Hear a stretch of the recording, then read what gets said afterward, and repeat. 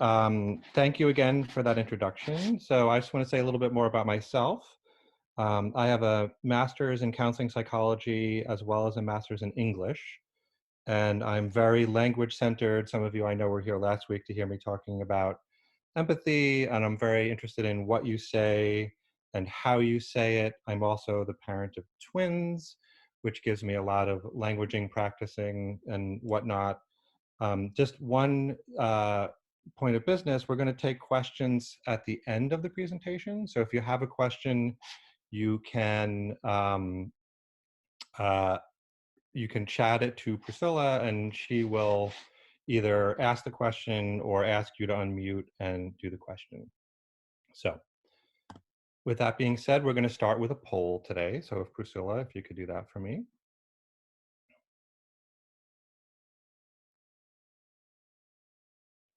So at the end of the hour, I would like to better explain gender-inclusive language, assess myself for potential gender bias, utilize gender-inclusive language, or recommend gender-inclusive practices to peers.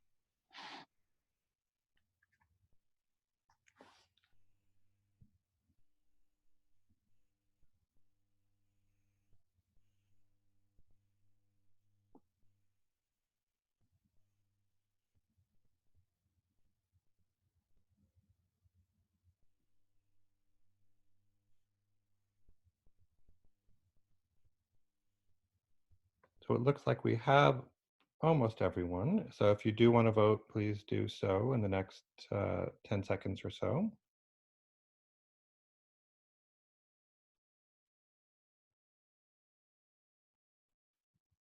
Alrighty, so I will end the poll now. So it looks like we have a majority interested in recommending gender-inclusive practices to peers, which includes gender-inclusive language as well as some other practices that we'll talk about.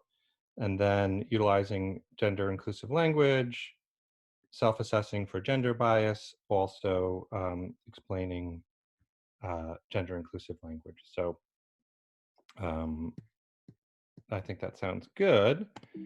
So let's get to a place where we can frame the discussion. So here we go. So in the next hour, we're going to review the current state of the gender conversation. So if we're going to talk about gender inclusive language, we need to talk about how people are talking about gender and some information about gender. We're going to define gender and gender related terms. We are going to reflect a little bit on gender bias because it's something that informs how we use gender inclusive language. And we're going to review some best practices to support gender inclusion, both in language and in practices. Spoiler alert, I did give you the poll. However, I hope in the next hour to do all the things that we talked about in the poll. So explaining gender inclusive language, assessing for potential gender bias, utilizing gender inclusive language, and recommending best practices to other people. Now, I'll say first and foremost that this is a broad topic. I mean, you could probably get a graduate degree in this topic. So what we can cover in the next 45 minutes to an hour is going to be an overview, and hopefully it's going to be something that will create interest in doing further research. So one thing I've done this week in this presentation, you will get a copy of the PowerPoint slides. You will also get a document done by a colleague of mine about gender inclusive language. And at the end, we'll review some resources that you have available that you can continue your education on gender inclusive language. Had we had more time, I would share some of those resources, but I want to spend our time in discussion today. So this is what I would like to do today, and hopefully we can accomplish these goals. So let's talk about gender inclusive language. So as you noticed, when Priscilla introduced me, she used they, them pronouns for me. This is a personal and a professional topic for me. So generally, we come here to do these webinars as professionals, but I also bring some personal experience to bear. I'm an assigned male at birth person who identifies as gender non-binary, specifically gender fluid, who in the last 5 or so years recognized that I was suffering from gender dysphoria for about 45 years. The thing with that is that I don't always do well with gender inclusive language and gender inclusive practices because I have a lot of programming. I want to start off with a quote from San Chang, who is one of the co-authors of A Clinician's Guide to Gender Affirming Care. Sand hosts two different transgender and gender nonconforming consultation groups. I'm part of one of them with Sand. And in their paper that we'll share later, they say language matters. When it comes down to describing aspects of social or cultural identity, the words we use have the power to affirm or deny a person's truth about who they are. And I think this is a very impactful statement because it addresses two things, one of which is power, and language is power, and truth, and specifically the specific truth that the person has. Um, And Sand continues, whether intentional, as in the case of blatant hate speech or name calling, or unintentional, as in the case of microaggressions, words can have an effect on a person's sense of safety and well-being. And we'll talk a little bit more about some of those later on. We could call it people-inclusive language. As you will learn in a few minutes, this conversation did not start with the LGBT community in the 20th century. It goes back much further than that. And you'll hear me say this several times during this presentation. If we do this well for people who are using different pronouns, for example, then we do it well for everybody. So I like to call it people-inclusive language. Some people are confused or uneducated or literally ignorant. They just don't know about transgender and non-conforming identities. So that can make the idea of using gender inclusive language difficult for some people. Transgender and non-conforming identities have become more and more political. So the gender inclusive language conversation started out as a political conversation for different reasons. But in the last 50 or so years, it has become much more political again for different reasons. These have to do with things like bathroom usage laws or laws requiring people to use their birth certificate name or their birth certificate gender for different purposes. So this is something that's a topic of conversation more so. It's not like transgender and gender nonconforming people are a new thing. This is something that's been around for a very, very long time, and many cultures have variant genders. It's just that we're having the conversation more openly currently. And I believe that it's important to use privilege, and particularly in this case, my privilege, for good. So I said earlier that it's a privilege to be here, but it's also my privilege that has me here. Because I am an educated person who has this platform, I can use that for good. So for example, we'll talk about, I noticed Ariel put their pronouns in their name in Zoom. Even if we are people who are conform to the gender assigned at birth, so assigned female birth person identifying as female, if you're putting your pronouns in your email signature, for example, then you're making it okay for everyone to do that. So it's a positive use of your privilege. Language changes over time and it can be a slow change. So one thing that's interesting, and we'll talk about how YOU has changed over the years. It's something we accept as a singular and a plural pronoun. We're in the midst of the change when it comes to they. And I think that's one of the things that makes it challenging, is that we're seeing change happen before our eyes.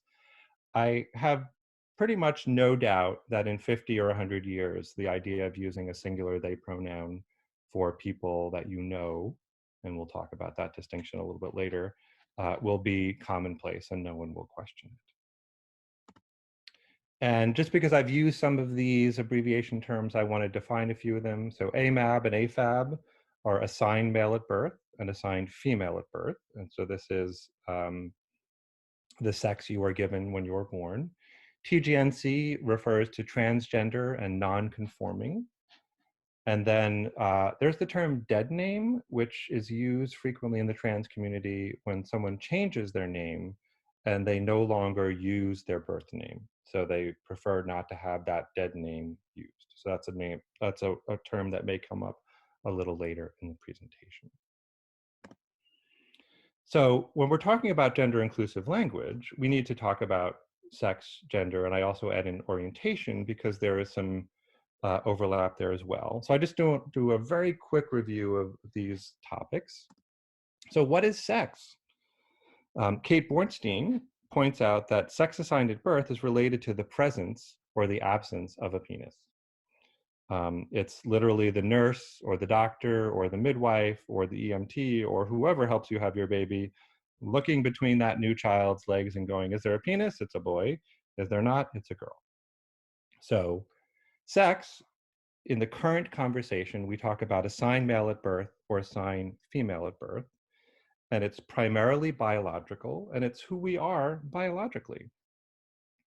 So sexuality is a broader term, and I tend to think of it as what we do or how we talk about sex. So we have sex and sexuality. And then we have gender. So gender is primarily social, and it's primarily constructed. So we say that we might hear someone say, oh, they were born with this gender. I would say that someone is born and assigned with a sex, but the gender is something that is acquired over time through their culture or through family modeling and things of that sort. And lastly, what is orientation? Orientation is what you want in an intimate partner. So in my particular case, speaking personally, as a child, I think I was often mistaken as gay in the 80s because I was tended to be more effeminate. And only later in life did I realize that it was an embracing a feminine aspect of myself. So in some cases, I was misoriented, this thought that I was gay, rather than misgendered, this idea that I was just a person who was assigned male at birth who was expressing more feminine aspects of myself. So that's a very, very quick review of gender, sex, and orientation. So I also want to talk about some gender neutral pronoun myths, which we will hopefully debunk during our talk today. Gender neutral pronouns are a new idea. Well, as we'll see in a few slides from now, this is something that people have been talking about and have been using in literature for over 400 years. And we've been talking about it in terms of politics and rights for over 200 years. So this is not a new idea. The singular they is not grammatically correct. Well, the argument against this, now I have a love-hate relationship with Strunk and White, being a writing-oriented person. I think some of what Strunk and White recommends for people in the LMFT style is great. And in other cases, that's very arbitrary. So one of the arbitrary things for me is using they as a singular pronoun. As I mentioned earlier, you was primarily a plural pronoun in the English language. And in fact, until the end of the 19th century, and I don't think any of us were students in the end of the 19th century, the singular version of you, which is frequently thou, was still taught. So thou was singular, you was plural. But what has happened is we've come to use you as both singular and plural. But because you and I didn't see this happen, it seems very natural to us. So now if you're a speaker or a student of a Romance language, you know that many languages have a separate you for singular and for plural. So we in English have come to accept that this is just a thing that we do. And as I said earlier, I think this will happen with singular they over time as well.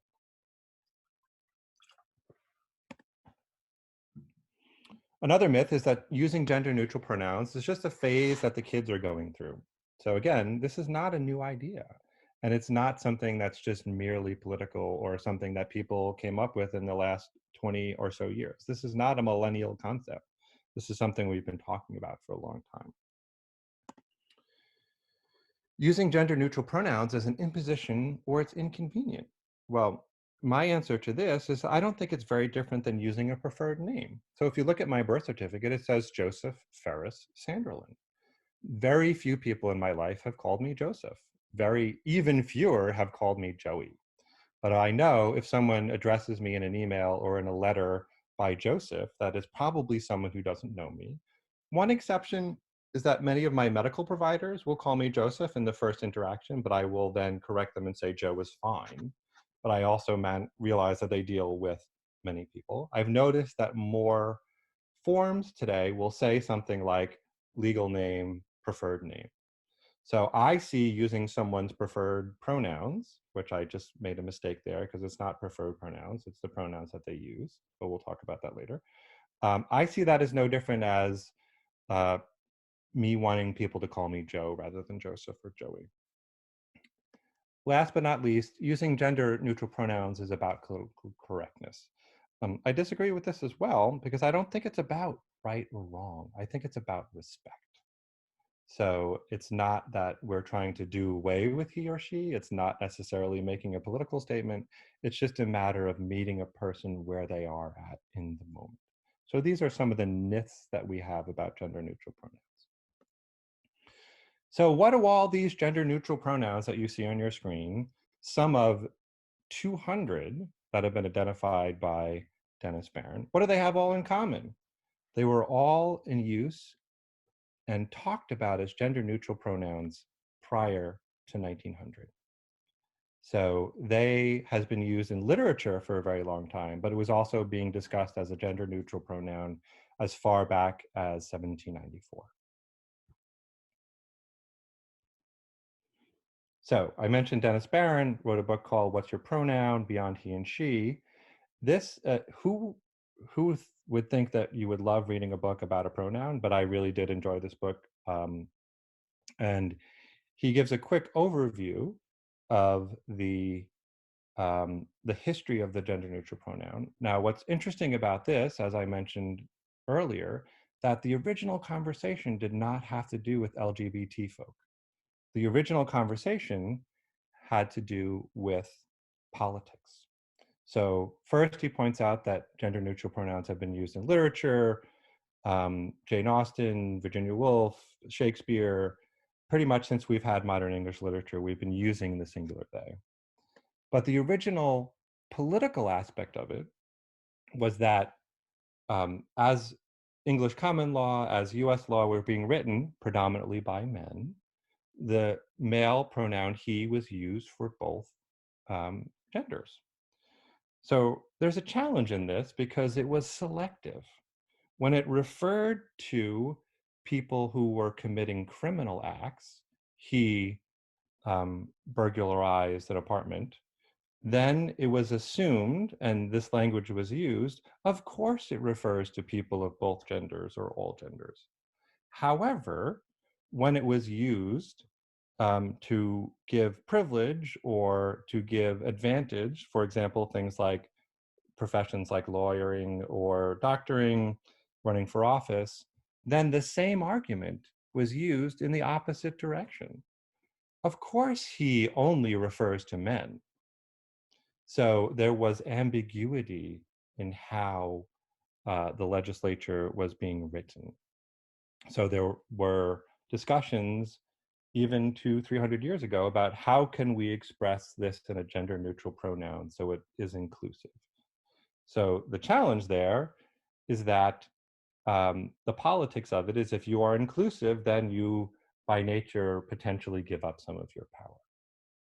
So I think there was this interesting paradox where he represented everyone when it came to criminal acts, but he did not represent everyone when it came to running for office or doing certain professions. And language is power. Dennis also addresses the challenge in gaining acceptance. There are, I think I said 200 gender neutral pronouns that he was able to identify in his 40 years of research on this topic.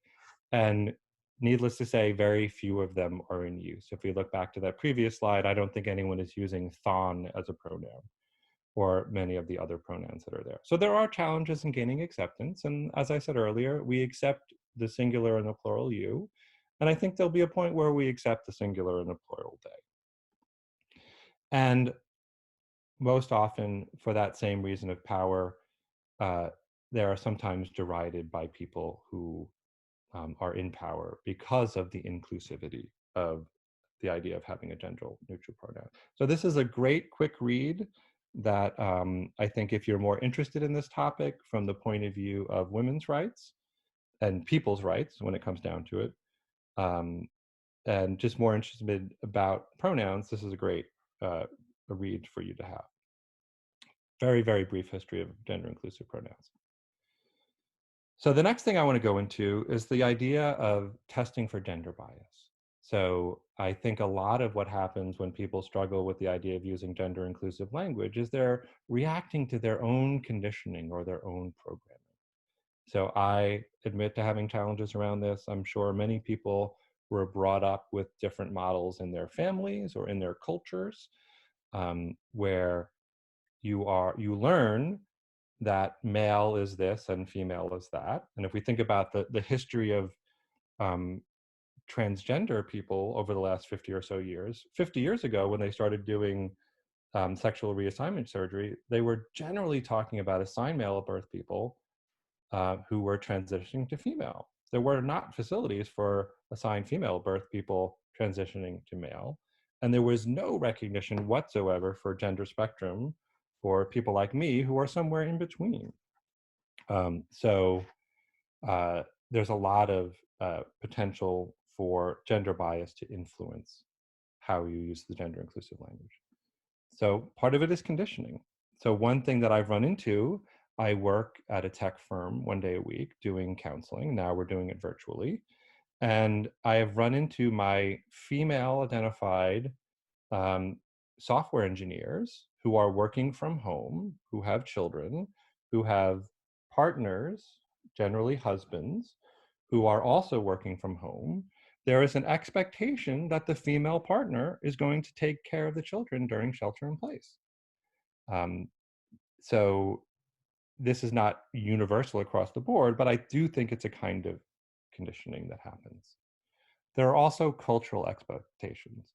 Many cultures that we grew up in are highly patriarchal and highly top down, and that can influence how we look at gender. On a more potentially positive side of bias, there is an aspect of meaning making around gender. I'm not trying to tell you that we should eliminate male and female or masculine and feminine gender. Both masculine and feminine gender have positive aspects and they have negative or challenging aspects. For some people, it's very important to identify with a particular gender, and that's fine. The challenge comes in when you're imposing a gender role on someone that does not resonate with them well. And I want to give some examples that are explicit of gender bias. And this comes from San Chang and their co-author's book. Questions like, are you a boy or a girl? Or statements like, you should act like a lady, or boys don't cry, what a good girl you are, or you throw like a girl. These are very explicit examples of gender bias that we run across. But there are also many implicit examples of gender bias that we run across. So for example, things like women should shave their legs or underarms. Or it's not okay for boys to cry. If they do, they will be seen as weak or gay. Girls are bad at math and science. Don't say that in my community. Men are not supposed to show affection toward each other, and women should take care of others. One interesting language quirk that I've always been envious of is that when I was in high school, girls who were friends with each other would call each other girlfriend. But boys who were friendly with each other would not call each other boyfriend. That was not okay. So there are different standards around language. So one thing that I invite you to do, not now, but sometime in the future, is go through this thought exercise. Where did I get my ideas about gender? What gender assumptions do I make? And what comfort or discomfort do I find with gender, both in general, but also personally? I think what we bring to the table is just as important as what we do at the table. So let's talk a little more specifically about gender inclusive language. So when you meet someone, use the name you are provided. As I said, this just doesn't apply to trans folk or people who choose to use a different name. This can apply across the board. So again, don't call me Joseph, don't call me Joey, call me Joe. So use the name that you are provided. When in doubt, if you are unsure about pronouns, you can use they and someone can correct you, or you can ask, what are your pronouns? You'll notice earlier that I corrected myself. We don't say preferred pronouns anymore. We just say pronouns. It's a very, very simple question. We can also use less gendered language in general. So this is something that I think not only benefits trans folk, people who have changed their names, but people across the board. So it's very common to say, ladies and gentlemen. One alternative that I love as a non-binary person is they dees and gentle thems. And I have influenced some of my performing folks to start their performances with that rather than ladies and gentlemen. Something like, hey guys, you can use hey folks. Or yes ma'am or yes sir, you can use the person's name. Yes Joe or yes Jane. One thing I can say about pronouns is people have specific pronouns that they would like you to use. They will generally let you know. I don't think it's fair to presume that everyone will guess what your pronouns are, even if they, especially if they don't seem obvious. This is one of my favorite gender non-binary shirts. Instead of femme fatale, we have them fatale. So this is going out into popular culture in different ways as well. And in general, we can use neutral language. So for example, for body parts, this is a recommendation for healthcare providers, or for appearance. So saying facial hair rather than beard, because I think beard has an association with maleness or masculinity, but it's very clear that people of all genders can have facial hair. Also, avoiding saying both genders or both sexes, rather, instead of saying that, being more inclusive and saying all genders and all sexes. From a psychotherapy point of view, even the DSM-5, which is our diagnostic and statistical manual, has gone from male and female in their previous edition to male, female, or other, in the same way that they have gone from gender identity disorder, excuse me, to gender dysphoria. So you don't have to be disordered anymore to have questions about gender, but you can have some uncomfortable feelings about gender. So how can you be an ally? Or in my case, how can I be an advocate? Because I consider myself in the community. Like, allies tend to be people who are outside the community. Acknowledge and accept gender biases that you may have. I think we all probably have some. I try not to use absolute language, but we all have some programming on what gender is. We're not, because gender is something that is acquired over time, it's not something we're inherently born with, then we probably have certain biases around it. Let other people define their gender. How someone identifies is not about you. It is about them. Don't make assumptions. Show sensitivity to the needs of others. So on the one hand, it may be acknowledging someone's gender. It may also be not overly acknowledging. In the same way that if you make a mistake, say, oh, I'm sorry, I will use they from now on. You don't have to be overly apologetic about it. It's more than language. So we can't talk about gender inclusive language without talking about gender inclusivity in general. So ideally, we want to create a safe environment by respecting trans or variant gendered peers and colleagues. And that's using their correct pronouns, using their correct names that they are using, and also advocating for gender neutral facilities.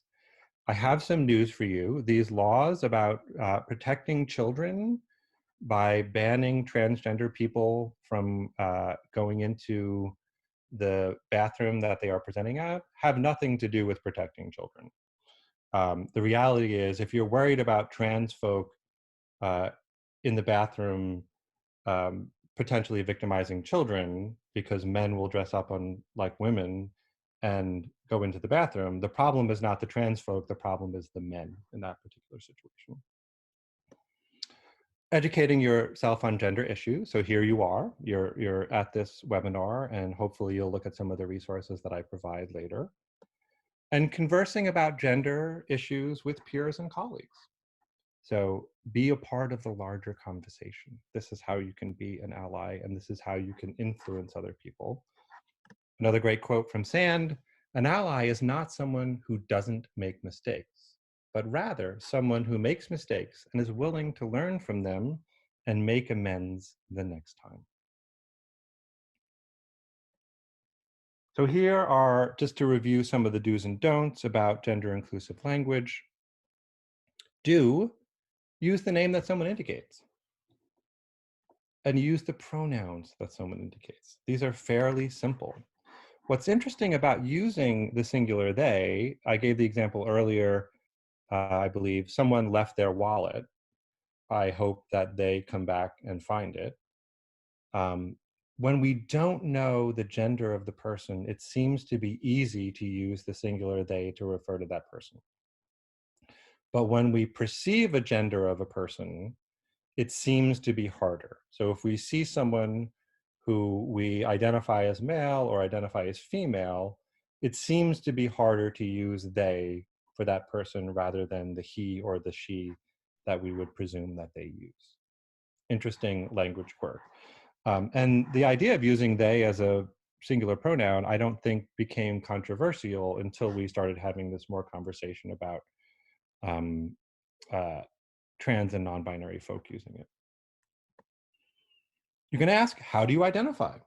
One of the changes that I've made in my paperwork for my psychotherapy practice is I ask every client how they identify.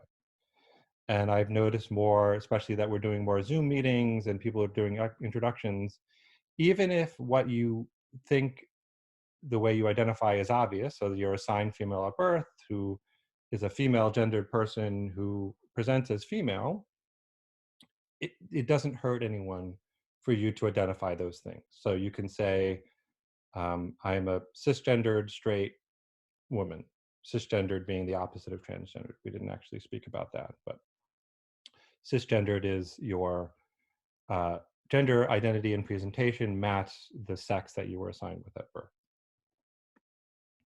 And you can ask, what are your pronouns? So again, in my paperwork, I ask that for every client. And I've noticed more and more that people are volunteering their pronouns. So these are some do's.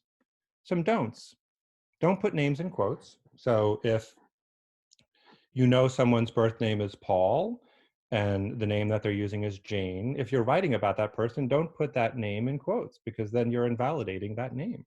Just use it as their name. Call that person Jane. Don't use someone's given name without their permission. So don't call Jane Paul. This is the idea that we mentioned earlier, the idea of a dead name. Most people that I have encountered personally in my work who have transitioned do not have a strong connection to that name that they were given at birth. So they consider that their dead name. Don't ask, what's your real name? Because their real name is the name that they're using. Accept people for who they are in the moment. Again, don't ask if you're trans. What's interesting about working with trans folk is that there are people who have transitioned from the assigned sex at birth to a different gender. They don't consider themselves trans. They consider themselves that they were born into the wrong body, and now that has been corrected through through various means. So some people who are male or female don't necessarily identify as trans. And last but not least, don't ask people where you are in your transition. The example that I give here is, if you encountered someone who had breast cancer, I don't think you would think it polite to ask them, have you had your mastectomy? So if you think about it, if you're asking a person about have you had top surgery or bottom surgery, unless it's relevant, unless you're a healthcare provider or there's some other reason, there's no good reason to ask that question. So here are some do's and don'ts that have to do with language, but also have to do with inclusivity around gender. So some takeaways from our talk today that I hope that you have gotten. Language matters, and language very often is power. So you can validate or invalidate someone with the language that you use. Using correct names and pronouns is simply a matter of respect. It's not something necessarily that's political or inconvenient. You're just meeting a person where they're at and respecting their name and respecting their pronouns. It's not about you, it's about them. And I think what happens sometimes is people who say, oh, this is about being politically correct or forcing me to do something, they make the conversation about themselves rather than about the other person. So meeting people where they're at, using their gender pronouns and their correct names is just, again, a matter of respect. Making mistakes is fine. Deliberately repeating them when corrected is not. So if you insist on calling someone by a different gender, a family member, for example, who comes home for the holidays and is in the process or has transitioned, if you continue to call them he when they are she or they, then that is not okay. And I've said this before, I'll say it again. If we do language well for a subset of people, all people may benefit. So as I spoke about earlier, this conversation about gender neutral pronouns did not start with LGBT folk, it started with women's rights over 200 years ago. So if we do this well for this subset of people, I think the general people benefit. So what are some action items? What are some things that you can do? As I said earlier, this is a huge topic, and I wanted to give you some things that you can take away today and that you can do. So refer to people by their pronouns and use their correct names. So if you decide to talk to people about this presentation today, you can say, Joe did a great job. They talked about a bunch of different topics that I found really interesting. Put your pronouns in your email signature.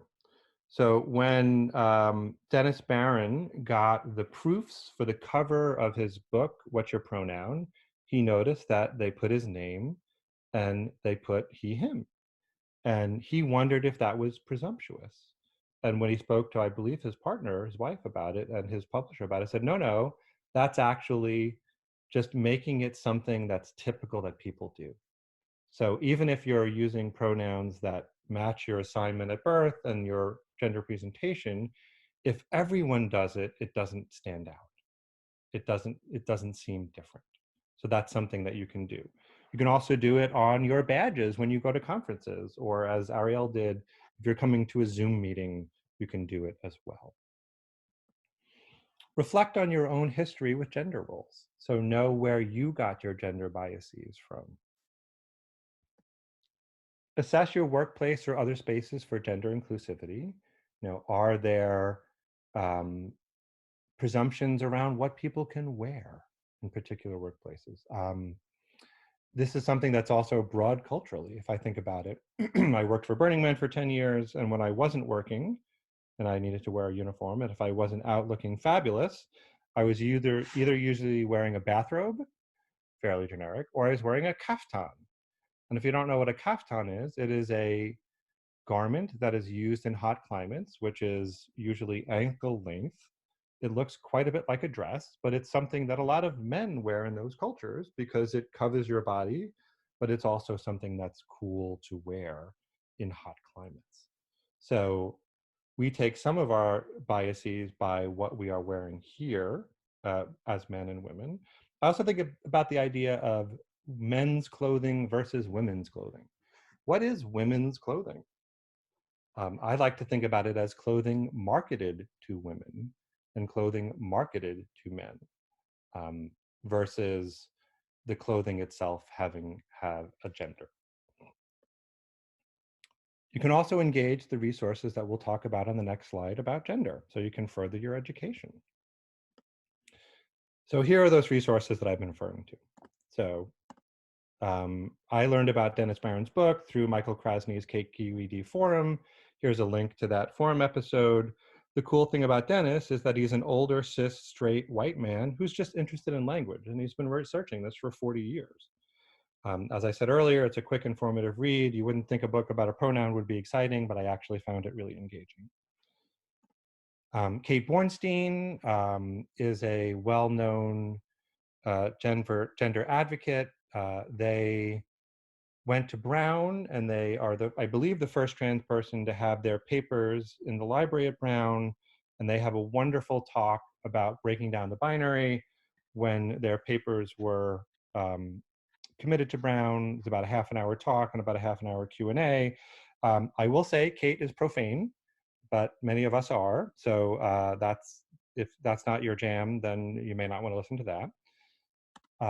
Ash Mardell did a wonderful video. Now, Ash is also a person who had their own transition experience, but they decided to make a video that is experience of non-binary people from the ages of 30 to 70. And the 70-year-old is Kate Bornstein. There's also some other folks I know in that presentation, but it's nice to, as a way to understand that, again, this is not just something that the kids are doing. In terms of reading, Dennis's book, Kate's two well-known books are Gender Outlaw and my New Gender Workbook. My New Gender Workbook is just a wonderful way to reflect on and experience gender. So I think it's something that many people can enjoy. And then San Chang, Annalise Singh, and Laura Dickey's Clinician's Guide to Gender Affirming Care. This is more oriented towards clinicians and healthcare people, but it's also something that's informative across the board. And then Ash has a book called The ABCs of LGBT. This is oriented towards young people. However, it's something that, especially if this topic is new to you, it's something that can be beneficial. And then last but not least, two websites, Gender Spectrum and Trans Students Educational Resources. Many of the resources that you'll find out there that are valuable are ones that are oriented towards young people. So again, if we do it well for young people, we do it well for everybody, I hope. And I want to share one fun resource that I learned about at my state level conference that's from Trans Students Educational Resources. This is the Gender Unicorn. And I learned about this in a talk about working with LGBT kids. And what I like about this resource is that it doesn't see male and female, masculine and feminine as binary opposites. It sees them as spectrums. So I know for myself, there are times that I might feel, I don't know, 50% towards the feminine and about 30% towards the masculine and maybe 20% towards something else that I can't even identify. So this is just one example of the kind of resources that are available on the website. So I would like to close out by thanking you for coming to listen to me talking about gender inclusive language. And then I want to open up the conversation to questions. I don't know if Priscilla has gotten any, or if people want to unmute and answer questions. I will do my best to answer them. If I don't know, I'll tell you that, and I will try to follow up. Thank you so much, Joe, for another informative webinar. No questions in the chat yet, but please, audience, do not be shy to unmute yourself or to type in your questions. I have a couple questions that relates to the workspace, Joe. Other than advocating for gender inclusive restrooms and starting my email with "Hi, folks," and not starting with the binary of ladies and gentlemen, do you have additional advice on what we could do in specifically in the professional realm of how we could be more gender inclusive? Of course, you're asking me that question and I'm blanking. I believe that just doing those things that you mentioned, being aware in communication of not following gender stereotypes.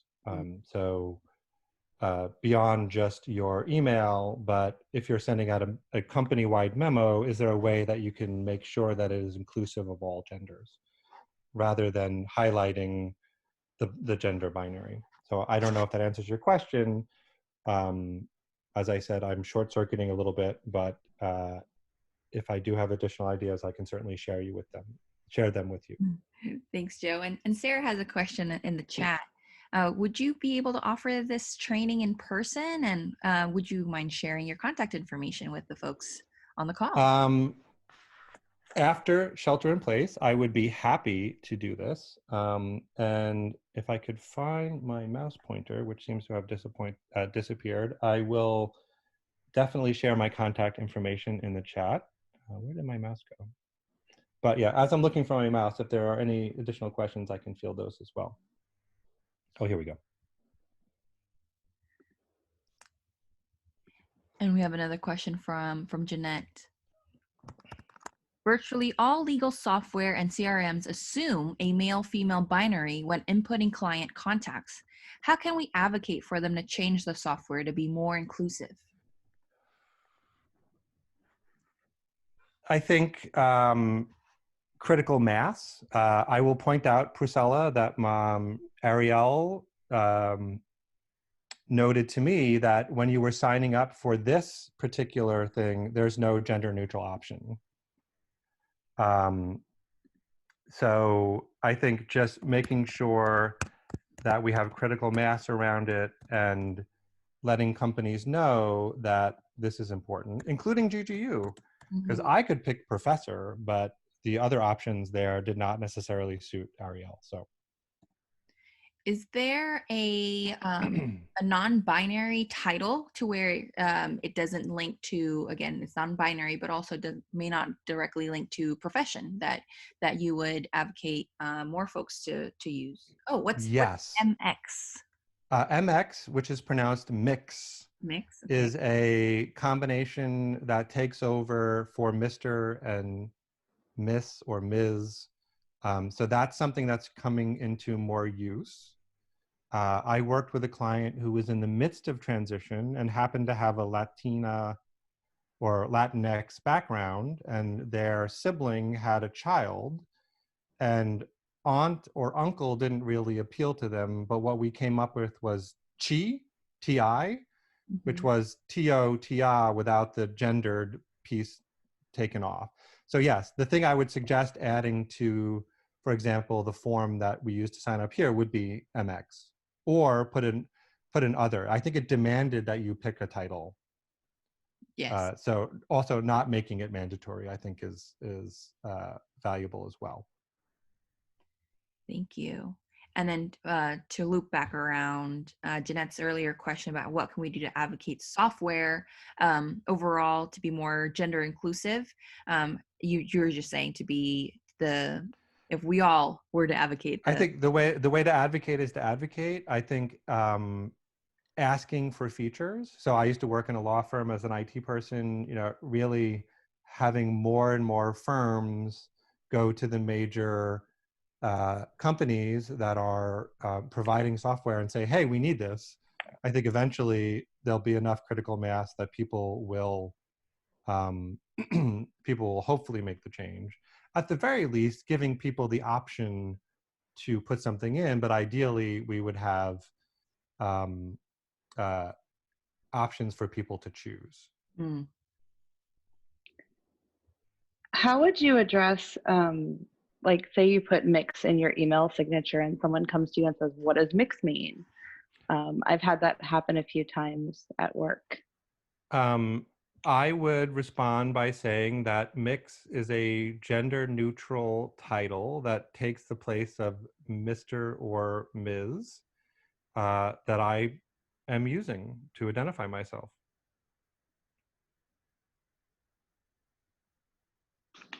Thanks, because I kind of feel like I'm outing myself every time it happens.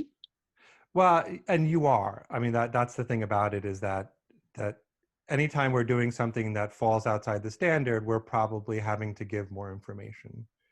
I was looking at Sarah's comment. I work at a public university. We have added a field, but we also have kept a legal reporting field. for government reporting, especially I worked with a client recently who hadn't done their legal name change yet. So flying in airplanes, credit cards, social security card all had their birth name, but it was not the name that they were using.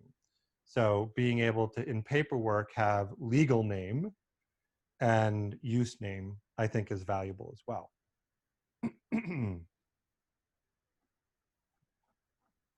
I also think that's something we should be doing across the board, again, because I'm not Joseph Ferris-Sanderlin anymore, and I don't use Joseph, so I should be able to put, this is my legal name, but this is the name that I prefer to use.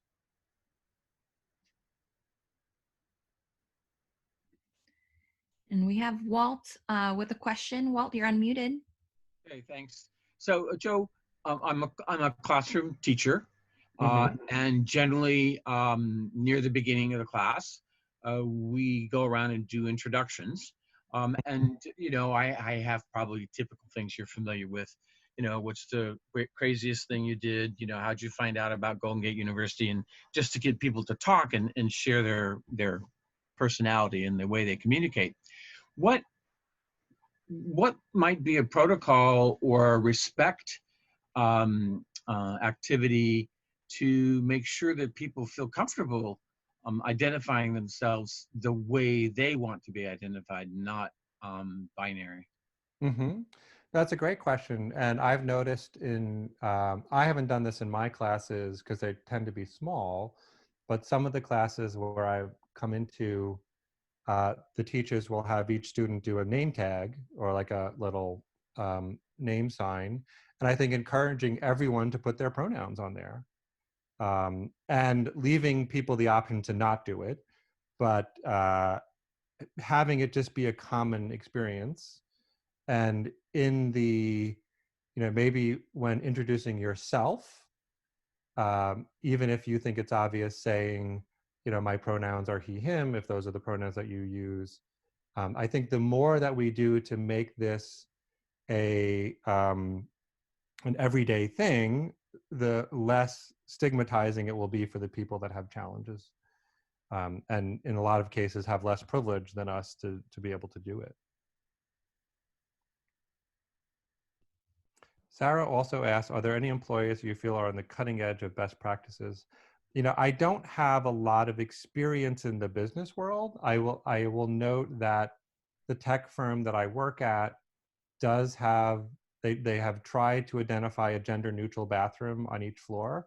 Frequently it is ends up being co-located with the handicap bathroom or a family bathroom because they tend to be larger and they tend to be individual use. So I think that is a valuable thing that can be done. So I think a lot of the tech firms have, in the Bay Area in particular, have done a good job of that. That being said, I don't have a huge connection to the business world other than the clients that I'm working with.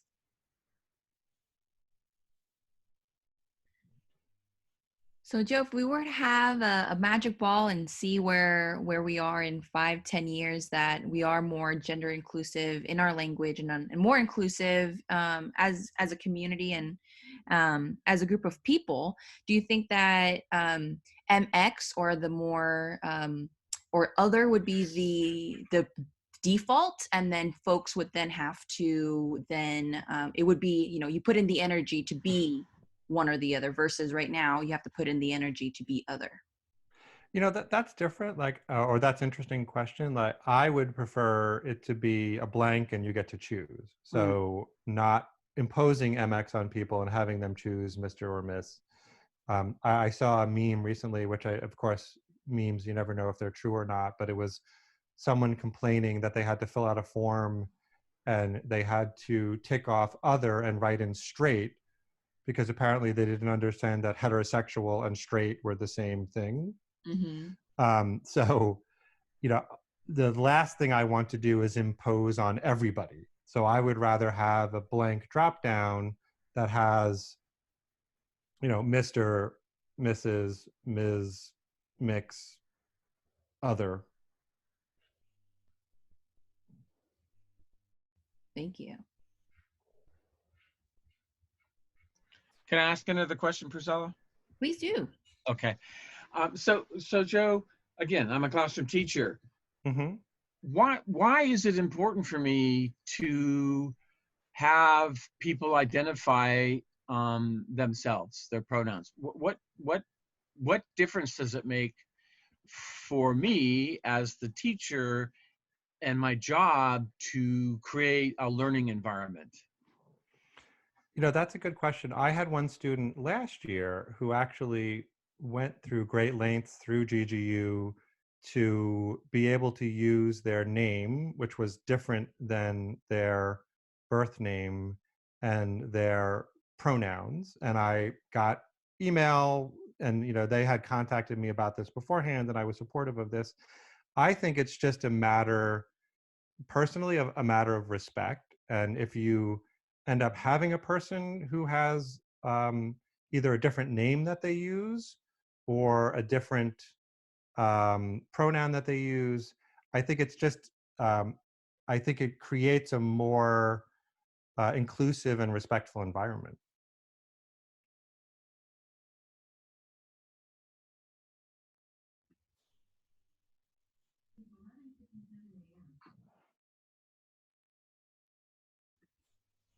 Thank you. I absolutely agree. It is making more of an inclusive environment. Any other questions from the audience? We have a couple more minutes. Please don't be shy.